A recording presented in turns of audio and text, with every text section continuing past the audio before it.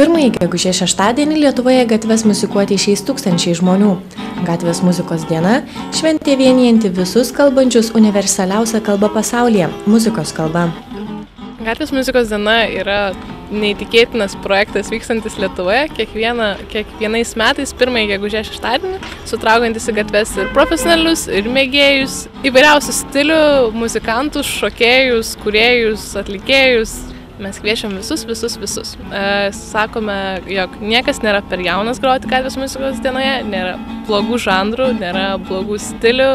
Labai smagu matyti 88 senelius grojančius ir mokančius šokti kitus, tai yra miestiečius einančius pro šalį.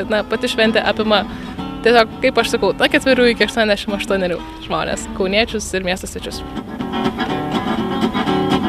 Šiais metais muzika gatvėse skambės net 50 Lietuvos ir užsienio miestelių, o Kaune bus specialios valandos vaikų pasirodymams.